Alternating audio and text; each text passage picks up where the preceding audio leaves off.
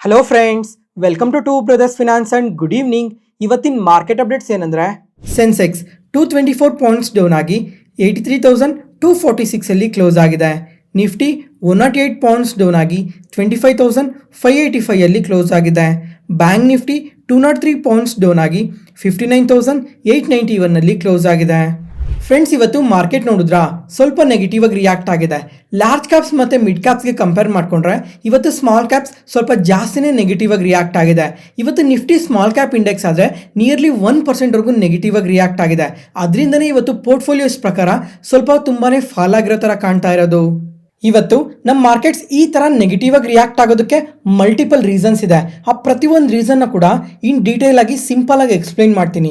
ಜೊತೆಗೆ ಫ್ರೆಂಡ್ಸ್, ಈಗ ಶುಕ್ರವಾರ ಮಾರ್ಕೆಟ್ ನ್ಯೂಸಲ್ಲೇ ಕ್ಲಿಯರ್ ಆಗಿ ಮೆನ್ಷನ್ ಮಾಡಿದೆ. ಈ ವೀಕೆಂಡ್ಸಲ್ಲಿ ನಿಫ್ಟಿ ಮತ್ತು ಬ್ಯಾಂಕ್ ನಿಫ್ಟಿಯ ಹೆವಿ ವೇಟೇಜ್ ಕಂಪನೀಸ್ ಆದ 3 ಕಂಪನೀಸ್ ರಿಸಲ್ಟ್ಸ್ನ ಪೋಸ್ಟ್ ಮಾಡ್ತಾ ಇದ್ದಾರೆ.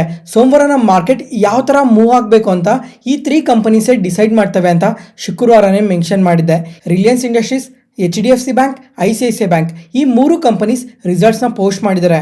ಇವಾಗ ಇನ್ ಡೀಟೇಲ್ ಆಗಿ ಈ 3 ಕಂಪನೀಸ್ ಯಾವ ಥರ ರಿಸಲ್ಟ್ಸ್ನ ಪೋಸ್ಟ್ ಮಾಡಿದ್ದಾರೆ ಅಂತ ಫಸ್ಟ್ ತಿಳ್ಕೊಳ್ಳೋಣ. ಮೊದಲನೇದಾಗಿ ರಿಲಯನ್ಸ್ ಇಂಡಸ್ಟ್ರೀಸ್. ಫ್ರೆಂಡ್ಸ್, ಇವತ್ತು ಈ ಕಂಪನಿ ಆದರೆ ಇಂಟ್ರಾಡೇ ಸೆಷನಲ್ಲಿ ನಿಯರ್ಲಿ 3%ವರೆಗೂ ನೆಗೆಟಿವ್ ಆಗಿ ರಿಯಾಕ್ಟ್ ಆಗಿದೆ. ಈಗ ರಿಸಲ್ಟ್ಸ್ ನೋಡಿಕೊಂಡ್ರೆ ಇಯರ್ ಆನ್ ಇಯರಲ್ಲಿ ರೆವಿನ್ಯೂಸ್ ಆದರೆ 10% ಇನ್ಕ್ರೀಸ್ ಆಗಿದೆ. ಪ್ರಾಫಿಟ್ಸ್ ಆದರೆ ಬರೀ 1% ಮಾತ್ರನೇ ಇನ್ಕ್ರೀಸ್ ಆಗಿರೋದು. ಮತ್ತು ಇಯರ್ ಆನ್ ಇಯರಲ್ಲಿ ಕ್ವಾರ್ಟರ್ ಆನ್ ಕ್ವಾರ್ಟರಲ್ಲಿ ಮಾರ್ಜಿನ್ಸ್ ಆದರೆ ಫಾಲ್ ಆಗಿದೆ. ಜೊತೆಗೆ ಅನಲಿಸ್ಟ್ ಎಸ್ಟಿಮೇಷನ್ಸ್ಗಿನ್ನ ವೀಕ್ ರಿಸಲ್ಟ್ಸ್ನ ಪೋಸ್ಟ್ ಮಾಡಿದ್ದಾರೆ. ಫ್ರೆಂಡ್ಸ್, ಈಗ ಒಂದು 6 ಮಂತ್ಸ್ ಬ್ಯಾಕ್ ನೋಡಿಕೊಂಡ್ರೆ ರಿಲಯನ್ಸ್ ಇಂಡಸ್ಟ್ರೀಸ್ ತುಂಬಾನೇ ಪಾಸಿಟಿವ್ ಆಗಿ ರಿಯಾಕ್ಟ್ ಆಗ್ತಾ ಇತ್ತು. ಅದ್ರ ಜೊತೆಗೆ ಈ ಅನಲಿಸ್ಟ್ ಏನಿದ್ದಾರೆ ಇವರೆಲ್ಲ ಈ ಎನರ್ಜಿ ಸೆಗ್ಮೆಂಟ್ ರಿಲೇಟೆಡ್ ಆಗಿ, ಬ್ಯಾಟ್ರಿ ಸ್ಟೋರೇಜ್ ಸೆಗ್ಮೆಂಟ್ ರಿಲೇಟೆಡ್ ಆಗಿ ತುಂಬಾನೇ ಪಾಸಿಟಿವ್ ಕಮೆಂಟ್ಸ್ ಮಾಡಿ ಈ ರಿಲಯನ್ಸ್ ಇಂಡಸ್ಟ್ರೀಸ್ಗಾದ್ರೆ ತುಂಬಾನೇ ಬೈ ರೇಟಿಂಗ್ನ ಕೊಡ್ತಾ ಇದ್ರು. ಸ್ವಲ್ಪ ಬ್ರೋಕರೇಜಸ್ ಆದರೆ ಓವರ್ ವೇಟ್ ರೇಟಿಂಗ್ನ ಕೊಟ್ಟು ಟಾರ್ಗೆಟ್ ಪ್ರೈಸ್ನ ತುಂಬಾನೇ ಇನ್ಕ್ರೀಸ್ ಮಾಡ್ತಾ ಇದ್ರು. 15% ಅಪ್ಸೈಡ್ ಪೊಟೆನ್ಷಿಯಲ್ ಇದೆ, 20% ವರೆಗೂ ಅಪ್ಸೈಡ್ ಪೊಟೆನ್ಷಿಯಲ್ ಇದೆ ಅಂತ ತುಂಬಾನೇ ಸ್ಟ್ರಾಂಗ್ ಕಮೆಂಟ್ಸ್ನ ಮಾಡ್ತಾ ಇದ್ರು. ಆದರೆ ಈ ಕ್ವಾರ್ಟರ್ ಅಲ್ಲಿ ಮಾರ್ಜಿನ್ಸ್ ಎಲ್ಲ ತುಂಬಾನೇ ಫಾಲ್ ಆಗಿದೆ. ಅದರಿಂದ ಅನಲಿಸ್ಟ್ ಆದ್ರೆ ಬೈ ರೇಟಿಂಗ್ ಏನೋ ಕೊಟ್ಟಿದ್ದಾರೆ, ಆದ್ರೆ ಪ್ರೀವಿಯಸ್ ಟಾರ್ಗೆಟ್ ಪ್ರೈಸ್ ನ ಇವಾಗ ಕಟ್ ಮಾಡಿದ್ದಾರೆ. ಅದರಿಂದನೇ ಇವತ್ತು ರಿಲಯನ್ಸ್ ಇಂಡಸ್ಟ್ರೀಸ್ ಇಂಟ್ರಾಡೇ ಸೆಷನ್ ಅಲ್ಲಿ ನಿಯರ್ಲಿ 3% ವರೆಗೂ ನೆಗೆಟಿವ್ ಆಗಿ ರಿಯಾಕ್ಟ್ ಆಗಿರೋದು. ಮತ್ತೆ ಸೆಗ್ಮೆಂಟ್ ವೈಸ್ ನೋಡ್ಕೊಂಡ್ರೆ ಈ ಟೆಲಿಕಾಂ ಸೆಗ್ಮೆಂಟ್ ಅಲ್ಲಂತೂ ತುಂಬಾನೇ ಸ್ಟ್ರಾಂಗ್ ಗ್ರೋತ್ ಇದೆ. ಇದರಲ್ಲಿ ರೆವಿನ್ಯೂಸ್ ಆದ್ರೆ ಇಯರ್ ಆನ್ ಇಯರ್ ಅಲ್ಲಿ 13% ಇನ್ಕ್ರೀಸ್ ಆಗಿದೆ. ಎಬಿಟಾ ಆದರೆ 16% ಇನ್ಕ್ರೀಸ್ ಆಗಿದೆ. ಮತ್ತು ಆವ್ರೇಜ್ ರೆವಿನ್ಯೂ ಪರ್ ಯೂಸರ್ ಕೂಡ 213 ರೂಪೀಸ್ಗೆ ಇನ್ಕ್ರೀಸ್ ಆಗಿದೆ. ಓವರ್ ಆಲ್ ಈ ಟೆಲಿಕಾಂ ಸೆಗ್ಮೆಂಟಲ್ಲಿ ತುಂಬಾ ಸ್ಟ್ರಾಂಗ್ ಗ್ರೋತ್ನ ಪೋಸ್ಟ್ ಮಾಡಿದ್ದಾರೆ. ಅದಾದಮೇಲೆ ಆಯಿಲ್ ಟು ಕೆಮಿಕಲ್ ಸೆಗ್ಮೆಂಟ್, ಇದರಲ್ಲಾದರೆ ರೆವಿನ್ಯೂಸ್ ಇಯರ್ ಆನ್ ಇಯರಲ್ಲಿ 8% ಇನ್ಕ್ರೀಸ್ ಆಗಿದೆ. ಮತ್ತು ರಿಟೇಲ್ ಸೆಗ್ಮೆಂಟಲ್ಲೂ ಅಷ್ಟೇ ರೆವಿನ್ಯೂಸ್ 8% ಇನ್ಕ್ರೀಸ್ ಆಗಿದೆ, ಆದರೆ ಮಾರ್ಜಿನ್ ಸ್ವಲ್ಪ ಫಾಲ್ ಆಗಿದೆ. ಅದಾದಮೇಲೆ ಆಯಿಲ್ ಟು ಗ್ಯಾಸ್ ಈ ಸೆಗ್ಮೆಂಟಲ್ಲಾದರೆ ರೆವಿನ್ಯೂಸ್ 8% ಫಾಲ್ ಆಗಿದೆ. ಎಬಿಟಾ ಆದರೆ 13% ಫಾಲ್ ಆಗಿದೆ. ಓವರ್ ಆಲ್ ರಿಸಲ್ಟ್ ಸ್ವಲ್ಪ ವೀಕ್ ಆಗಿರೋ ಕಾರಣದಿಂದನೇ ಇವತ್ತು ಇಷ್ಟು ನೆಗೆಟಿವ್ ಆಗಿ ರಿಯಾಕ್ಟ್ ಆಗಿರೋದು. ಅದಾದಮೇಲೆ HDFC ಬ್ಯಾಂಕ್, ಈ ಬ್ಯಾಂಕ್ ಆದರೆ ಇವತ್ತು ಅಷ್ಟು ನೆಗೆಟಿವ್ ಆಗಿ ರಿಯಾಕ್ಟ್ ಆಗಿಲ್ಲ. ಇವ್ರ ರಿಸಲ್ಟ್ಸ್ ಆದರೆ ತುಂಬಾನೇ ಪಾಸಿಟಿವ್ ಆಗು ಬಂದಿಲ್ಲ, ಹಂಗಂತ ಕಂಪ್ಲೀಟ್ಲಿ ವೀಕ್ ರಿಸಲ್ಟ್ಸ್ನ ಕೂಡ ಪೋಸ್ಟ್ ಮಾಡಿಲ್ಲ. ಇಯರ್ ಆನ್ ಇಯರಲ್ಲಿ ರೆವಿನ್ಯೂಸ್ ಆದರೆ 2% ಇನ್ಕ್ರೀಸ್ ಆಗಿದೆ. ಪ್ರಾಫಿಟ್ಸ್ ಆದರೆ 12% ಇನ್ಕ್ರೀಸ್ ಆಗಿದೆ.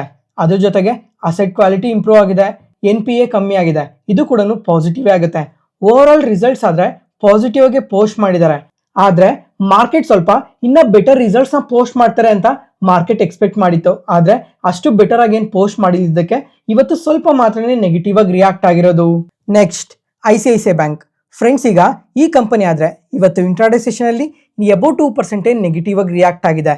ಮತ್ತೆ ಫ್ರೆಂಡ್ಸ್, ಈಗ ಲಾಸ್ಟ್ 10 ಡೇಸಲ್ಲಿ ಈ HDFC ಬ್ಯಾಂಕ್ ಮತ್ತು ICICI ಬ್ಯಾಂಕ್ ಯಾವ ಥರ ಪರ್ಫಾರ್ಮ್ ಮಾಡಿತ್ತು ಅಂತ ಒಂದ್ಸಲ ನೆನಪಿಸ್ಕೊಳ್ಳಿ.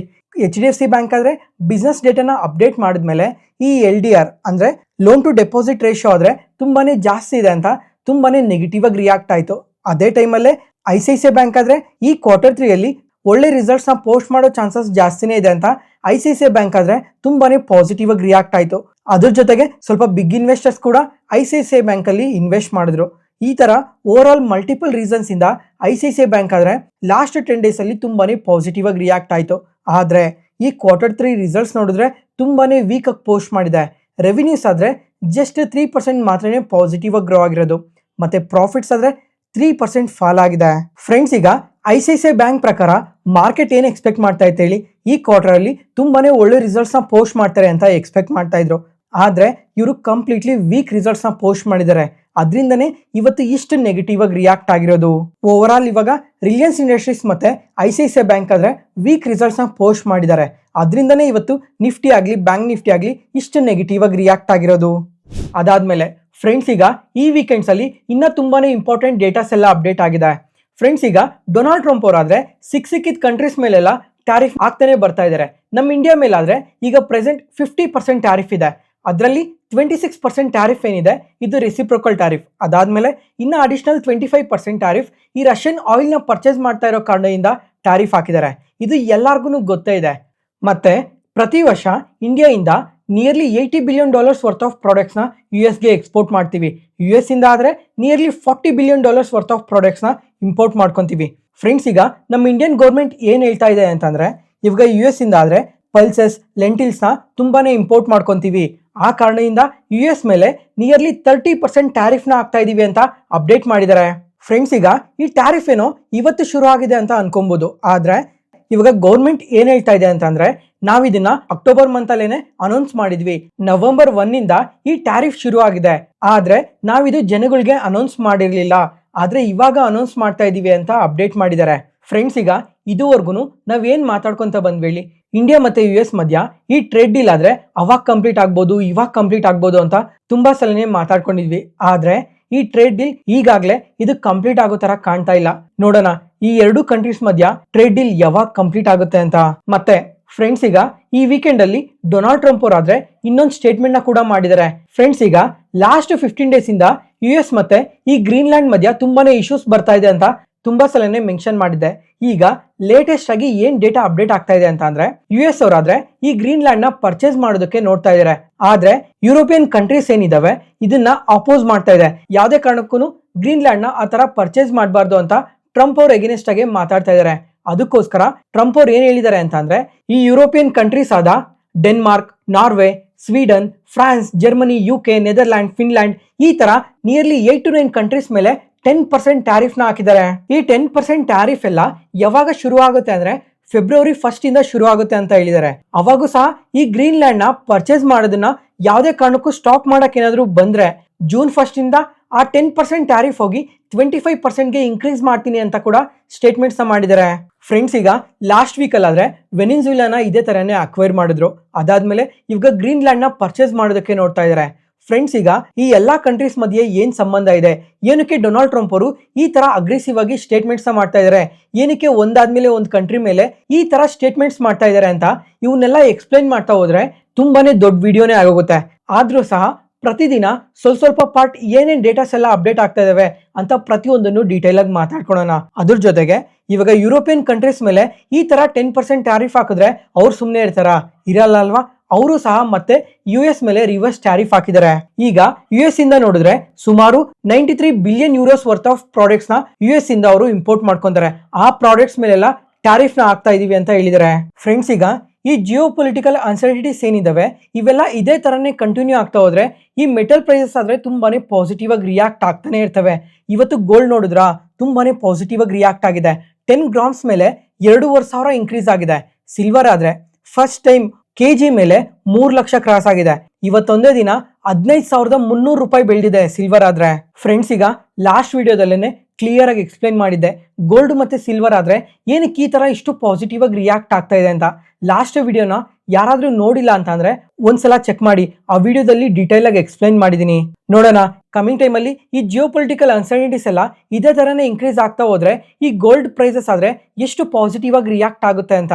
ಫ್ರೆಂಡ್ಸ್ ಈಗ ಮತ್ತೆ ಮೆನ್ಷನ್ ಮಾಡ್ತಾ ಇದೀನಿ, ಗೋಲ್ಡ್ ಸ್ಟೋರಿನೇ ಬೇರೆ, ಸಿಲ್ವರ್ ಸ್ಟೋರಿನೇ ಬೇರೆ. ಗೋಲ್ಡ್ ಆದ್ರೆ ಈ ಅನ್ಸರ್ಟಿನೀಸ್ ಜಾಸ್ತಿ ಆಗ್ತಾ ಹೋದ್ರೆ ಇದೇ ತರ ಪಾಸಿಟಿವ್ ಆಗಿ ರಿಯಾಕ್ಟ್ ಆಗುತ್ತೆ. ಸಿಲ್ವರ್ ಆದ್ರೆ ಇಂಡಸ್ಟ್ರಿಯಲ್ ಡಿಮ್ಯಾಂಡ್ ಇಂದ ಸಪ್ಲೈ ಕನ್ಸರ್ನ್ಸ್ ಇಂದ ಮಾತ್ರನೇ ಈ ತರ ಪಾಸಿಟಿವ್ ಆಗಿ ರಿಯಾಕ್ಟ್ ಆಗ್ತಾ ಇರೋದು. ಜೊತೆಗೆ ಈ ಸಿಲ್ವರ್ ಒಳಗಡೆ ತುಂಬಾನೇ ಇನ್ಫ್ಲೋಸ್ ಬರ್ತಾ ಇದೆ. ಈ ಸಿಲ್ವರ್ ETF ಅಲ್ಲಿ ಆಗ್ಲಿ ಅಥವಾ ನಾರ್ಮಲ್ ಆಗಿ ಸಿಲ್ವರ್ನ ತುಂಬಾ ಜನ ಬೈ ಮಾಡ್ತಾ ಇದ್ದಾರೆ ಈ ರೀಸೆಂಟ್ ಟೈಮ್ ಅಲ್ಲಿ. ಅದರಿಂದ ಈ ಸಿಲ್ವರ್ ಪ್ರೈಸಸ್ ಆದ್ರೆ ಈ ತರ ಪಾಸಿಟಿವ್ ಆಗಿ ರಿಯಾಕ್ಟ್ ಆಗ್ತಾ ಇರೋದು. ಜೊತೆಗೆ ಫ್ರೆಂಡ್ಸ್ ಈಗ ಯಾವ್ದಾದ್ರು ಒಂದು ಕಂಪನಿಯಲ್ಲಿ ಇನ್ವೆಸ್ಟ್ ಮಾಡ್ಬೇಕು ಅಂದ್ರೆ ಆ ಕಂಪನಿ ವ್ಯಾಲ್ಯೂಯೇಷನ್ಸ್ ಯಾವ ತರ ಇದೆ ಅಂತ ಚೆಕ್ ಮಾಡಿ ಇನ್ವೆಸ್ಟ್ ಮಾಡ್ತೀವಿ. ಈಗ ಅದೇ ತರ ಸಿಲ್ವರ್ಗೂ ವ್ಯಾಲ್ಯೂಯೇಷನ್ಸ್ ಏನಾದ್ರು ಇದೆಯಾ ಅಂತ ನೋಡಿದ್ರೆ ಸಿಲ್ವರ್ಗೆ ತುಂಬಾ ತರ ವ್ಯಾಲ್ಯೂಯೇಷನ್ಸ್ ನ ಚೆಕ್ ಮಾಡ್ತಾರೆ. ಅದರಲ್ಲಿ ತುಂಬಾ ಜನ ಯೂಸ್ ಮಾಡೋ ಒಂದು ವ್ಯಾಲ್ಯೂಯೇಷನ್ ಮೆಟ್ರಿಕ್ ಬಂದು ಗೋಲ್ಡ್ ಮತ್ತೆ ಸಿಲ್ವರ್ ರೇಷಿಯೋ. ಫ್ರೆಂಡ್ಸ್ ಈಗ ಈ ಮೆಟ್ರಿಕ್ ಅಲ್ಲಿ ಸಿಲ್ವರ್ ವ್ಯಾಲ್ಯೂಯೇಷನ್ಸ್ ನ ಚೆಕ್ ಮಾಡಿದ್ರೆ ಇವಾಗ ಸ್ವಲ್ಪ ಓವರ್ ಪ್ರೈಸಲ್ಲಿ ಇದೆ ಅಂತ ಕ್ಲಿಯರ್ ಆಗಿ ಗೊತ್ತಾಗುತ್ತೆ. ನೋಡೋಣ ಇವಾಗ ಇಂಡಸ್ಟ್ರಿಯಲ್ ಡಿಮ್ಯಾಂಡ್ ಯಾವ ತರ ಇದೆ, ಕಮಿಂಗ್ ಟೈಮಲ್ಲೂ ಸಪ್ಲೈ ಕನ್ಸರ್ನ್ಸ್ ಏನಾದರೂ ಬರುತ್ತಾ ಇಲ್ವಾ ಅಂತ, ಅದ್ರ ಮೇಲೆ ಕಮಿಂಗ್ ಟೈಮಲ್ಲಿ ಸಿಲ್ವರ್ ಇನ್ನ ಎಷ್ಟು ಪಾಸಿಟಿವ್ ಆಗಿ ಗ್ರೋ ಆಗುತ್ತೆ ಅಂತ ನೋಡ್ಬೇಕಾಗಿರುತ್ತೆ. ಮತ್ತೆ ಫ್ರೆಂಡ್ಸ್, ಈಗ ಈ ಗ್ಲೋಬಲ್ ಅನ್ಸರ್ಟಿನೀಸ್ ಇದೇ ತರನೇ ಕಂಟಿನ್ಯೂ ಆಗ್ತಾ ಹೋದ್ರೆ ಗೋಲ್ಡ್ ಪ್ರೈಸಸ್ ಆದ್ರೆ ಇನ್ನ ಪಾಸಿಟಿವ್ ಆಗಿ ರಿಯಾಕ್ಟ್ ಆಗೋ ಚಾನ್ಸಸ್ ತುಂಬಾನೇ ಜಾಸ್ತಿ ಇರುತ್ತೆ. ನೋಡೋಣ ಈ ಗ್ಲೋಬಲ್ ಇಶ್ಯೂಸ್ ಎಲ್ಲ ಯಾವಾಗ ಕ್ಲಿಯರ್ ಆಗುತ್ತೆ ಅಂತ. ಫ್ರೆಂಡ್ಸ್, ಈಗ ಲಾಸ್ಟ್ 2 ವೀಕ್ಸ್ ಅಲ್ಲಿ ತುಂಬಾ ಸಲ ಮೆನ್ಷನ್ ಮಾಡಿದ್ದೆ. ಈಗ ಡೊನಾಲ್ಡ್ ಟ್ರಂಪ್ ಅವರಾದ್ರೆ ತುಂಬಾ ಕಂಟ್ರೀಸ್ ಮೇಲೆ ಟ್ಯಾರಿಫ್ ಹಾಕಿದ್ರಲ್ವಾ, ಈ ಟ್ಯಾರಿಫ್ ರಿಲೇಟೆಡ್ ಆಗಿ ಸುಪ್ರೀಂ ಕೋರ್ಟ್ ಅಲ್ಲಿ ನಾಳೆ ಕೂಡ ಇನ್ನೊಂದು ಹಿಯರಿಂಗ್ ಇದೆ.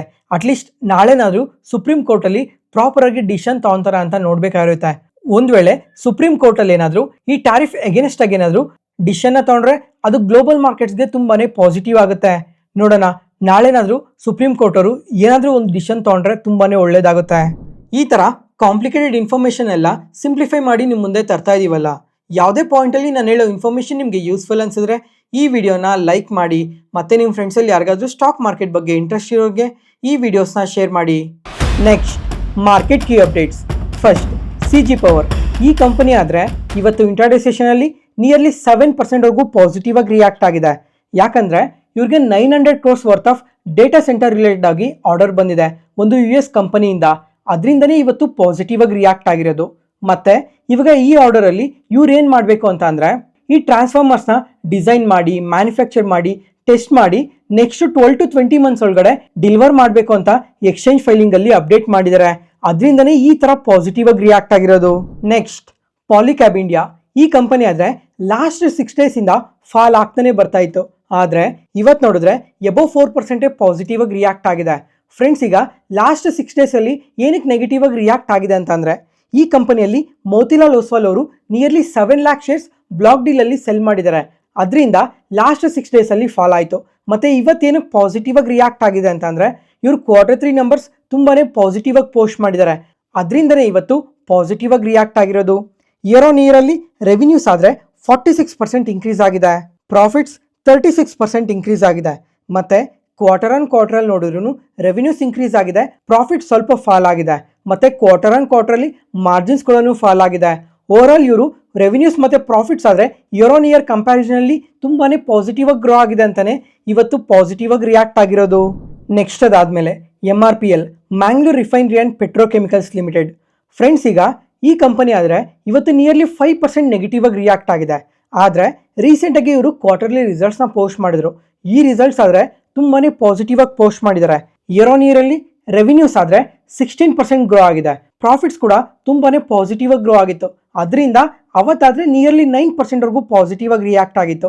ಮತ್ತೆ ಇವತ್ತೇನಕ್ಕೆ ಇಷ್ಟು ನೆಗೆಟಿವ್ ಆಗಿ ರಿಯಾಕ್ಟ್ ಆಗಿದೆ ಅಂತ ಅಂದ್ರೆ ಮ್ಯಾನೇಜ್ಮೆಂಟ್ ಅವರು ಇದುವರೆಗೂ ನಾವು ರಷ್ಯಾದಿಂದ ಆಯಿಲ್ನ ಇಂಪೋರ್ಟ್ ಮಾಡ್ಕೊತಾ ಇದ್ವಿ, ಆದ್ರೆ ಇವಾಗ ಅದನ್ನ ಸ್ಟಾಪ್ ಮಾಡಿ ವೆನಿನ್ಸುಲಾ ಇಂದ ಆಯಿಲ್ನ ಇಂಪೋರ್ಟ್ ಮಾಡ್ಕೊತೀವಿ ಅಂತ ಅಪ್ಡೇಟ್ ಮಾಡಿದ್ದಾರೆ. ಫ್ರೆಂಡ್ಸ್, ಈಗ ರಷ್ಯಾದಿಂದ ಆಯಿಲ್ನ ಇಂಪೋರ್ಟ್ ಮಾಡ್ಕೊತಾ ಇದ್ರೆ ನಾವು ಒಂದು ಸ್ವಲ್ಪ ಡಿಸ್ಕೌಂಟೆಡ್ ಪ್ರೈಸಸ್ ಅಲ್ಲೇನೆ ಆಯಿಲ್ನ ಇಂಪೋರ್ಟ್ ಮಾಡ್ಕೊತೀವಿ. ಅದರಿಂದ ಈ ಕಂಪನಿ ರೆವಿನ್ಯೂಸ್ ಆಗಲಿ ಪ್ರಾಫಿಟ್ಸ್ ಆಗಲಿ ತುಂಬಾನೇ ಇನ್ಕ್ರೀಸ್ ಆಗುತ್ತೆ. ಆದ್ರೆ ಇವಾಗ ವೆನಿನ್ಸುಲಾ ಇಂದ ಆಯಿಲ್ನ ಇಂಪೋರ್ಟ್ ಮಾಡ್ಕೊತೀವಿ ಅಂತ ಹೇಳಿದಾರಲ್ವಾ, ಅದರಿಂದ ಕಮಿಂಗ್ ಕ್ವಾರ್ಟರ್ಸ್ ಅಲ್ಲಿ ಸ್ವಲ್ಪ ಇವ್ರ ಮಾರ್ಜಿನ್ಸ್ ಮೇಲೆ ಎಫೆಕ್ಟ್ ಆಗೋ ಚಾನ್ಸಸ್ ತುಂಬಾನೇ ಜಾಸ್ತಿ ಇದೆ ಅಂತಾನೆ ಇವತ್ತು ಇಷ್ಟು ನೆಗೆಟಿವ್ ಆಗಿ ರಿಯಾಕ್ಟ್ ಆಗಿರೋದು. ನೋಡೋಣ ಕಮಿಂಗ್ ಟೈಮ್ ಅಲ್ಲಿ ಮ್ಯಾನೇಜ್ಮೆಂಟ್ ಕಡೆಯಿಂದ ಇನ್ನೂ ಏನಾದರೂ ಅಪ್ಡೇಟ್ಸ್ ಬರ್ಬೋದಾ ಅಂತ. ಈ ವಿಡಿಯೋನ ಇಲ್ಲಿವರೆಗೂ ನೋಡ್ತಾ ಇದ್ದೀರಾ ಅಂದರೆ ನಾನು ಹೇಳ್ತಿರೋ ಇನ್ಫಾರ್ಮೇಷನ್ ನಿಮಗೆ ತುಂಬ ಉಪಯೋಗ ಆಗ್ತಿದೆ ಅಂತ ಅನ್ಕೊತೀನಿ. ಅದಕ್ಕೋಸ್ಕರ ಈ ವಿಡಿಯೋನ ಲೈಕ್ ಮಾಡಿ, ಈ ಚಾನಲ್ನ ಸಬ್ಸ್ಕ್ರೈಬ್ ಆಗಿ. ಈ ಥರ ಕಂಟೆಂಟ್ ಪ್ರತಿದಿನ ಪೋಸ್ಟ್ ಮಾಡ್ತಾನೆ ಇರ್ತೀನಿ, ಅವನ್ನ ತಪ್ಪದೆ ನೋಡ್ಬೋದು. Thank you.